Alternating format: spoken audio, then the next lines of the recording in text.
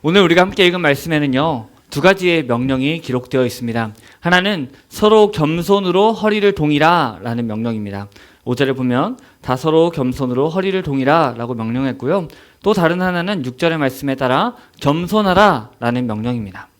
이 공통점을 하나 발견할 수 있다면 바로 겸손이죠. 오늘 본문은 이처럼 이 겸손에 대한 말씀이 기록되어 있습니다. 이 시간에 이 겸손에 대해서 생각해보고 또 겸손의 삶을 다짐하며 또 겸손의 공동체로 세워지는 한 걸음이 되기를 소망합니다. 먼저 오늘 본문은요, 교회의 장로들 또 젊은이들에게 명령하는 내용에 이어서 나오는 겁니다. 1절부터 4절까지의 말씀을 보면요, 너희 중 장로들에게 권하노니 이렇게 하면서 시작합니다.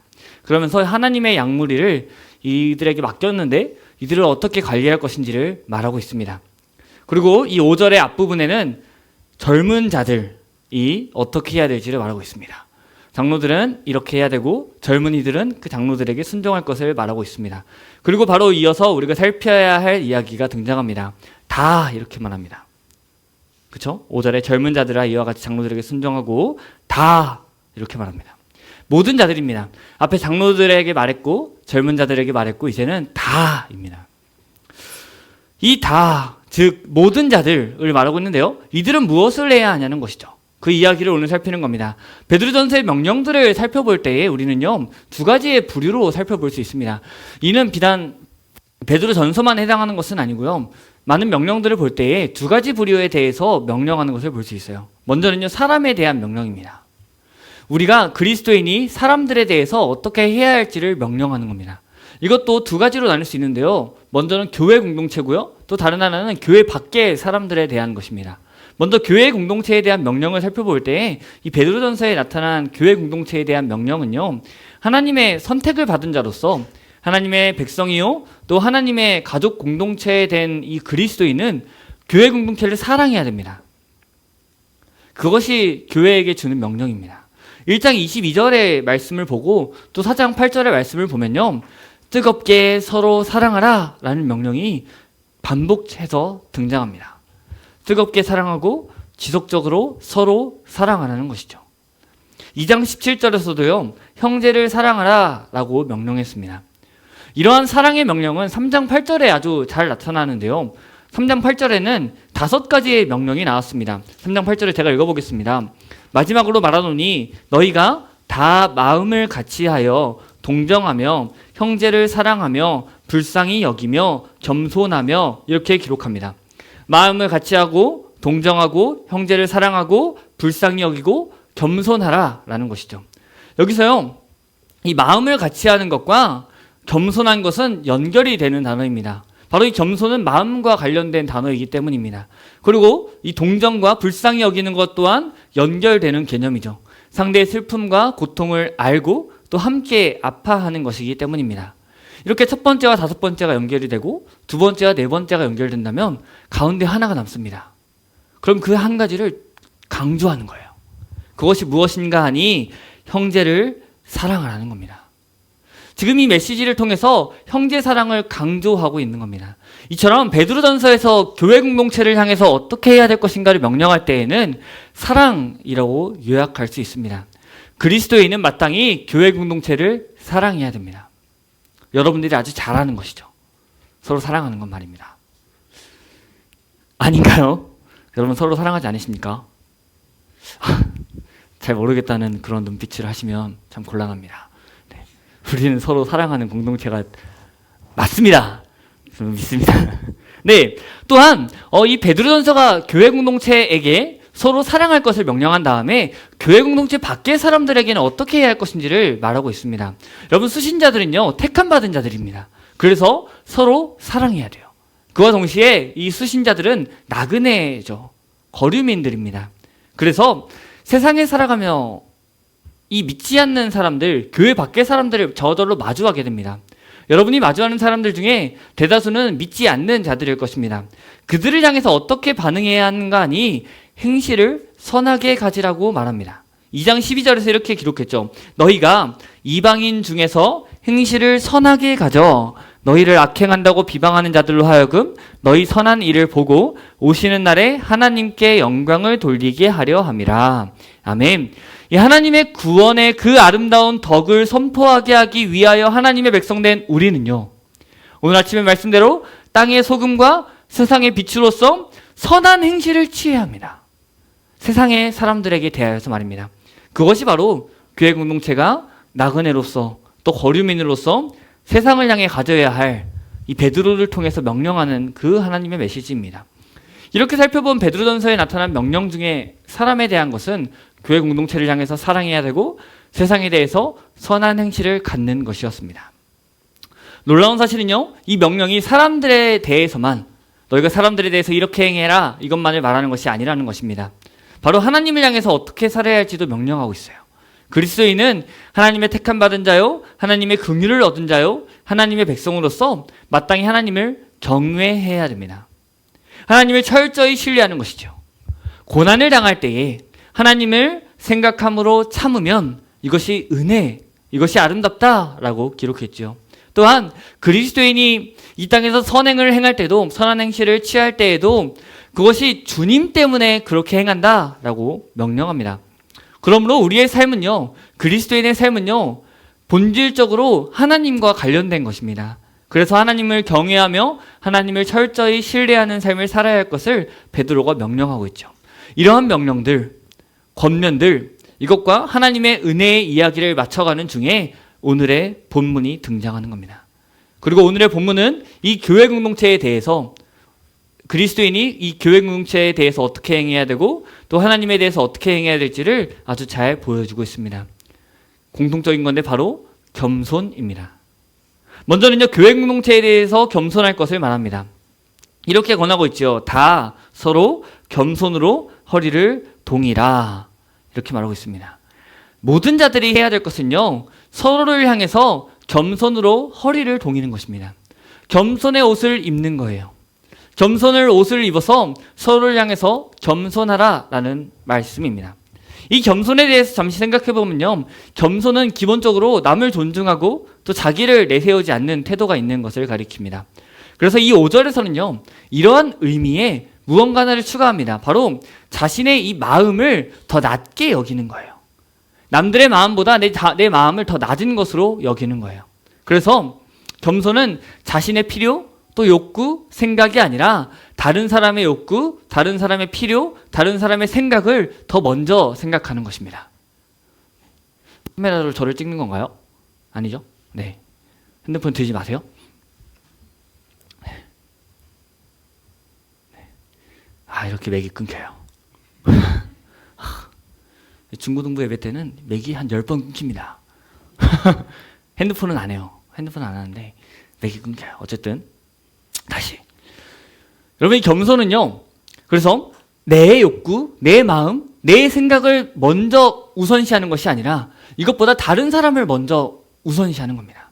다른 사람의 마음과 생각과 욕구를 나보다 더 높게 여기는 것이죠. 빌립보서 2장 3절의 말씀은 이렇게 기록합니다. 아무 일에든지 다툼이나 허영으로 하지 말고 오직 겸손한 마음으로 각각 자기보다 남을 낮게 여기라, 이렇게 말했습니다. 오직 겸손한 마음으로 각각 자기보다 남을 더 나은 존재로 여기라 라고 명령하는 것이죠. 이것이 바로 오늘 본문에서 베드로가 말하는 겸손입니다.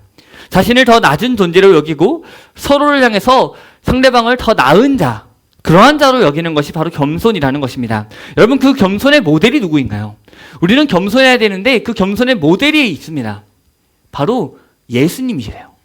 그래서 이 빌립보서 2장 3절에서 겸손한 마음으로 서로를 대할 것을 말한 다음에 2장 5절에서 이러한 말을 합니다. 너희 안에 이 마음을 품으라. 곧 그리스도 예수의 마음이니. 아멘. 여러분, 겸손은요, 우선적으로 본질적으로 그리스도 예수의 마음입니다.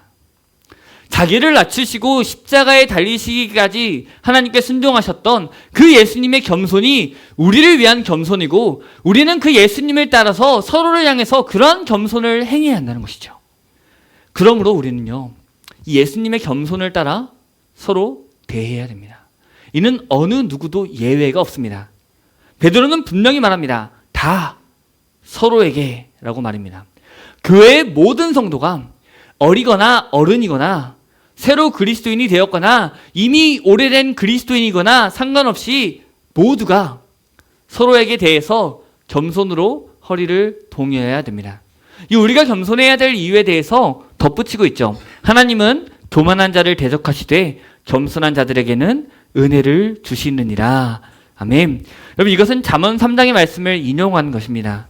여러분, 교만한 자들이 어떠한 자들일까요? 겸손과 반대겠죠. 스스로를 다른 사람들보다 더 중요한 존재로 여기는 사람들이에요. 내가 더 높은 자라고 여기는 사람들입니다. 하나님은요, 그러한 자들에게 은혜를 주지 않으신다라고 말합니다. 오직 겸손한 자들에게 은혜를 주신다라고 기록하죠. 하나님은 이 교만한 자들에게는 은혜를 주실 것이 아니라 겸손한 자들에게 은혜를 베푸시기 때문에, 이러한 하나님을 믿기 때문에 너희는 겸손하라 라고 기록합니다. 교만한 자들은요, 이미 자신들을 중요한 자로 여기는 자고 높은 자로 여기는 자들입니다. 동시에 이러한 자들은요, 하나님의 은혜가 필요 없다고 여기는 자들인 거예요. 나는 이미 높은 자들이요, 나는 이미 대단한 자라고 여기는 것이기 때문에 나는 이제 더 이상 하나님의 은혜가 필요한 자가 아니다 라고 생각하는 것입니다. 교만이에요.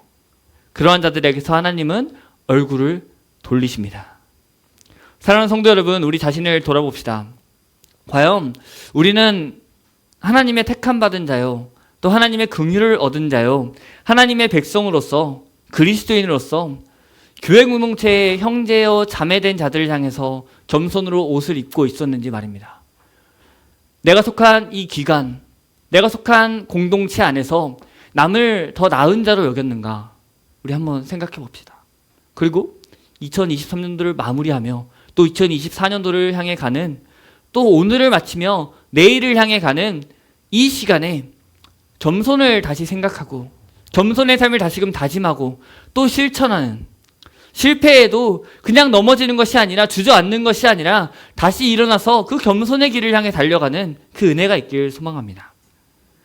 내 생각에, 내 판단에 이것이 도저히 옳지 않다고 여겨지더라도 질서상 그렇게 해야 된다면 순종하는 것, 하나님의 말씀과 어긋나지 않는다면 순종하는 것, 또한 질서가 아닐지라도 상대의 생각과 이야기를 듣는 것, 그리고 그것을 듣고 그들을 먼저 생각해 주는 것, 그것이 바로 겸손이며, 교회 공동체는 이러한 겸손으로 서로를 대하는 공동체가 되어야 됩니다. 바라기는 우리의 교회 공동체가 서로를 향해서 그러한 겸손으로 옷 입는 우리의 교회 공동체가 되길 소망합니다. 이러한 명령 이후에 한 가지를 더 기록합니다. 6절과 7절의 말씀은 이렇게 기록합니다. 들어보십시오. 그러므로 하나님의 능하신 손 아래에서 겸손하라. 때가 되면 너희를 높이시리라. 너희 염려를 다 주께 맡기라. 이는 그가 너희를 돌보심이라. 아멘. 우리가 하나님께 대하여 어떻게 행동해야 하는가 하니 역시 겸손을 말해요. 베드로전서는요, 하나님을 경외하는 것, 하나님을 두려워하는 것, 하나님을 믿는 그 믿음을 자주 이야기했습니다. 그 이야기와 유사한 가르침으로써 겸손을 말하는 거예요. 여기서의 겸손 또한 자신을 낮추는 것입니다. 그런데 6절을 자세히 보면요, 그냥 겸손하라 라고 말하지 않습니다. 또한 그냥 하나님 아래에서 겸손하라 라고 하지도 않습니다. 하나님의 능하신 손 아래에서 겸손하라 라고 말하고 있어요. 여러분, 하나님의 능하신 손 아래에서 겸손하라 그래요. 여러분, 이 능하신 손은요, 구약 성경을 보니까 이 하나님께서 당신의 백성들을 구원하실 때 나타난 말씀이에요. 특별히 출애굽 사건과 관련돼서 마치 하나님께서 강한 손이 있으신 것처럼 그 강한 손으로 그들을 건져내셨다라고 표현하고 있는 거예요. 그러므로 지금 베드로는요, 마치 하나님께서 이 당신의 백성들을 그 출애굽 때에 출애굽시키신 것처럼, 강한 손으로 이들을 건져내신 것처럼 오늘날 이 베드로전서를 읽고 있는 수신자들에게 끝없는 이 고난과 고통을 당하는 이 백성들에게 하나님께서 일하실 것을 암시하고 있는 거예요. 이 출애굽 때 그 하나님이 오늘 여러분의 하나님이시라고 말하고 있는 것이죠. 그러므로 하나님의 능하신 손은요, 전능하신 하나님이요, 또 구원의 하나님을 나타내는 것으로 볼 수 있습니다. 이 하나님의 높으신, 전능하신, 강하신 모든 것을 쥐고 계시는 그 손, 그 능하신 손 아래에서 그리스도인은 겸손해야 됩니다. 그렇게 할 때가 되면 하나님께서 겸손한 자들을 높이실 것이라고 말합니다. 여러분, 겸손과 은혜, 겸손과 높이심은 뗄 수 없습니다. 우리가 낮아질 때, 우리가 스스로 낮은 자리를 취할 때, 낮아짐을 선택할 때 하나님은 우리를 일으키실 것입니다. 우리를 세우실 것이에요. 우리에게 은혜를 베푸실 것입니다. 마치 예수 그리스도께서 이 땅 가운데 오셔서 십자가에 죽으시기까지 순종하셨을 때에 그를 일으키셔서 모든 것들의 주로 삼으셨던 것처럼 우리 또한 그렇게 은혜를 베푸시고 우리를 높이실 것이라는 것이죠. 더 나아가서 베드로는요, 겸손하라라고 말했는데요, 조금 더 엄밀하게 말하면요, 너희 자신을 겸손하게 하라라는 거예요. 그냥 겸손하라 하는 것이 아니라 겸손하게 하십시오. 여러분 자신들을 겸손하게 하십시오라는 겁니다. 여러분 자신을 낮은 자리에 두십시오라는 거예요. 다양한 시험과 시련과 문제 속에서 그 자신들을 그 시험 가운데 두는 것이 아니라 하나님의 능하신 손 아래에 두십시오라는 겁니다. 이것은요, 하나님의 뜻, 하나님의 섭리, 하나님의 지혜에 따라서 일어나는 다양한 문제들, 인생의 굴곡들을 인정하는 거예요. 마치 욥에게 나타나신 그 하나님께서 하나님의 뜻과 계획과 주권을 강조하셨듯 우리의 삶에 일어나는 다양한 일에 대한 그 하나님의 주권을 인정하는 것이죠.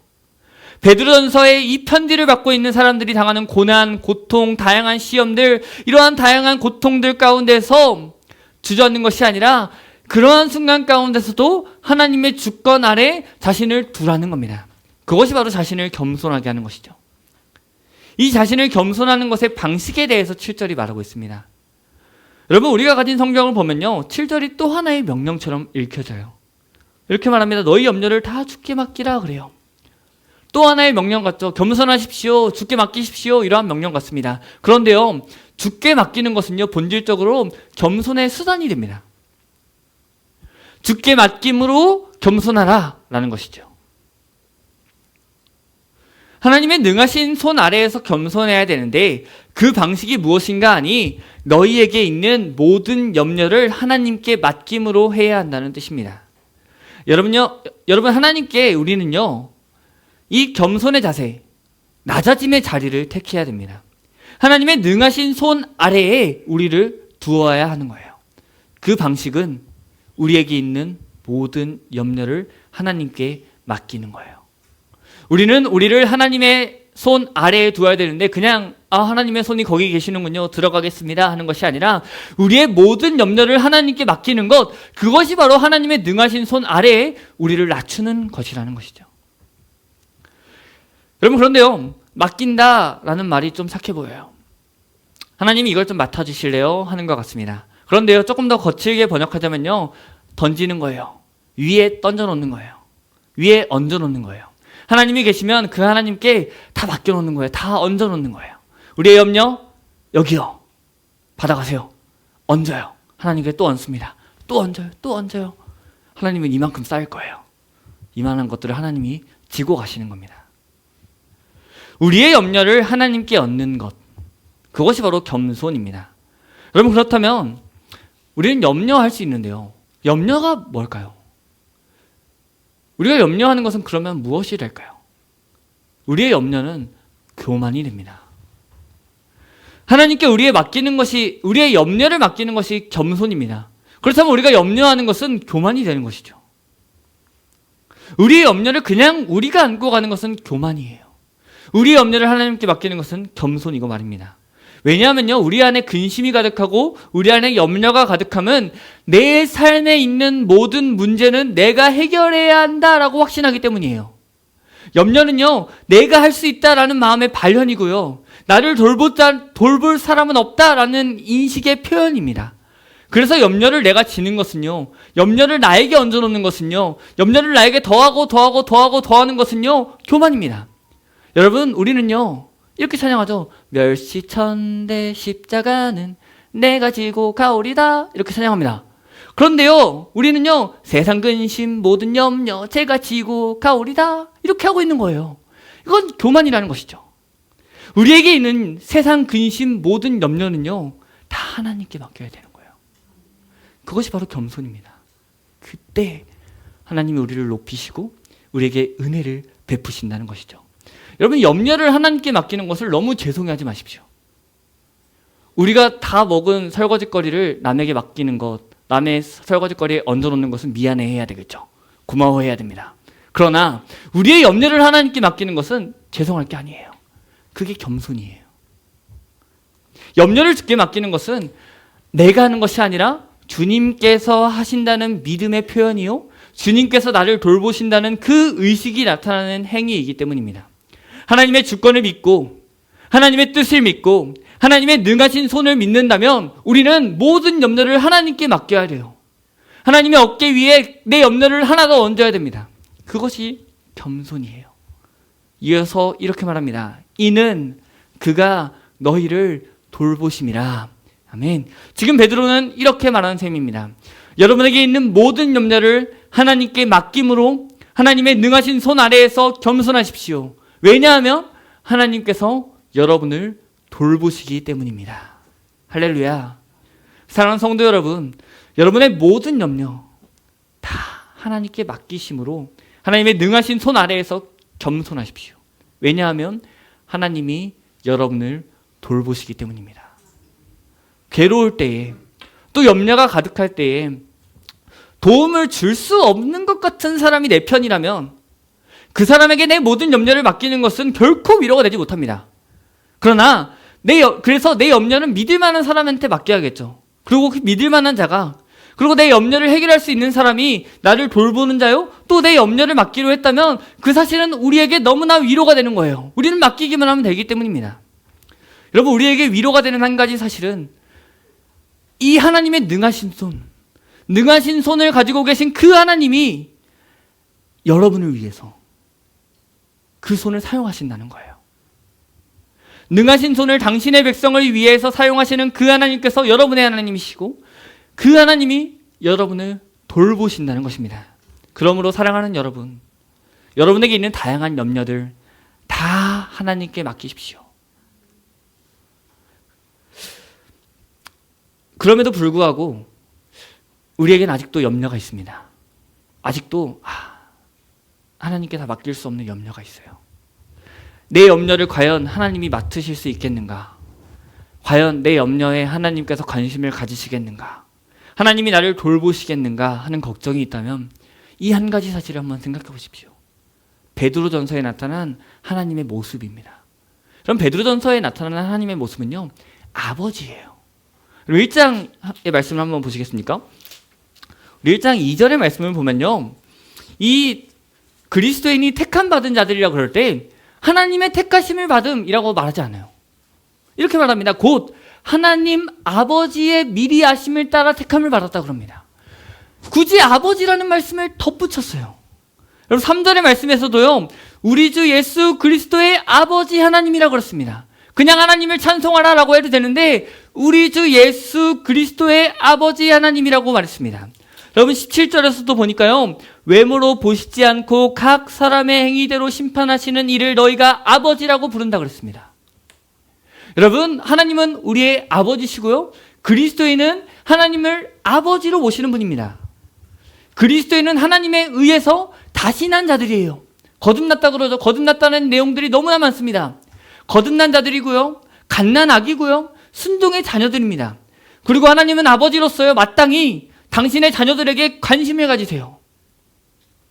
하나님께서 아버지로서 자녀들을 돌보고 계신 거예요. 이 사실은 여러분들이 너무나 잘 알고 계실 것입니다. 하나님은요, 아버지로서 이 당신의 자녀들을 돌보세요. 아버지는 이제 자녀들에게 좋은 것이라고 하면요, 다 해주고 싶어요. 저희 아빠도 그래요. 제가 아주 못되게 굴어도 다 해줘요. 말 걸지 마! 이래서, 우리 민우, 샬롬, 이러고. 인사 안 받아도 다, 샬롬, 민우, 샬롬. 네. 그리고 원하는 건 다 들어주고 싶은 거죠. 그게 아버지의 마음입니다. 좋은 거라면 말입니다. 나쁜 거는 안 되죠. 나쁜 건 주지 않고 싶은 게 아버지의 마음이죠. 그렇죠, 아버지들? 아닌가요? 나쁜 거라도 자녀들이 원하면 다 주시나요? 저희 아버지는 안 그랬어요. 저희 아버지는 제가 술이 너무 궁금한 거예요. 이렇게 마시니까 앞에서 젓가락을 한번 찍어보고 싶다. 젓가락을 찍으라 그랬는데 이 술병에 들어가려고 하자마자 아버지가 씀을 내시는 거예요. 뭐 하는 거냐고 지금. 원래 썽을 안 내시는데 처음 한번 썽을 내봤습니다. 아버지가. 어쨌든 나쁜 것이라면요 다 거절하고 좋은 것이라면 다 주고 싶은 것이 아버지의 마음이죠. 어머니의 마음도 동일할 것입니다. 그 하나님께서 여러분의 아버지로서 계신다는 거예요. 생선을 달라 하는데 생선 대신에 뱀을 준다거나 아들 달라 하는데 전가를 주는 아버지는 없다고 예수님께서 말씀하셨습니다. 그리고 하나님께서 우리의 아버지십니다. 그러므로 우리의 모든 염려를 그 아버지이신 하나님께 맡길 수 있는 거예요. 하나님의 자녀된 사랑하는 형제 자매 여러분, 요즘 여러분을 둘러싸고 있는 염려는 무엇입니까? 여러분을 괴롭게 하는 문제가 뭐예요? 그것을 가지고 하나님께 나아가십시오. 하나님의 어깨 위에 하나 더 얹으세요. 빌립보서 4장 6절과 7절의 말씀은 이렇게 기록합니다. 아무것도 염려하지 말고 다만 모든 일에 기도와 간구로 너희 구할 것을 감사함으로 하나님께 아뢰라. 아멘. 그리하면 모든 지각에 뛰어난 하나님의 평강이 그리스도 예수 안에서 너희 마음과 생각을 지키시리라. 아멘. 아무것도 염려하지 말고 감사함으로 여러분을 돌보시고 계시는 그 아버지 하나님께 다 맡기시기를 바랍니다. 그것이 겸손입니다. 사랑하는 성도 여러분, 우리는 하나님의 택함 받은 자들로 이 세상을 살아갑니다. 여러분의 옆에 있는 모든 자들이 하나님의 택하심을 받은 자들입니다. 그리고 우리는 하나님의 자녀들이요, 우리는 하나님의 가족 공동체, 또 서로가 형제 자매입니다. 그러므로 먼저 서로들에게 겸손함으로 옷 입읍시다. 내 생각에 이것이 옳지 않더라도 받아주는 것, 순종하고 존중하는 것, 하나님의 말씀과 어긋나지 않는다면 순종해주는 것, 존중해주는 것, 받아주는 것, 상대의 생각과 이야기를 듣고 상대를 먼저 생각해주는 그러한 우리의 교회 공동체로 세워지기를 힘써봅시다. 또한 우리에게 있는 모든 염려, 걱정, 근심, 괴로움, 모든 염려를 우리를 돌보시는 하나님, 능하신 손을 가지고 계신 그 하나님께 모두 맡김으로 겸손하십시오. 우리를 돌보시고 우리의 염려를 다 짊어지시는 그 하나님께서는 우리의 염려의 문제를 다 해결하시고 또 우리의 길을 선하게 인도하시는 줄 믿습니다. 왜냐하면 우리의 하나님은 은혜의 하나님이요 은혜를 주시는 하나님이시기 때문입니다. 이렇게 겸손의 공동체로 세워지는 우리의 교회 공동체가 되길 소망합니다. 그렇게 우리의 교회 공동체가 겸손으로 세워질 때에 하나님께서 크게 기뻐하시고 또 모든 성도 가운데에 큰 행복이 넘칠 줄 믿습니다.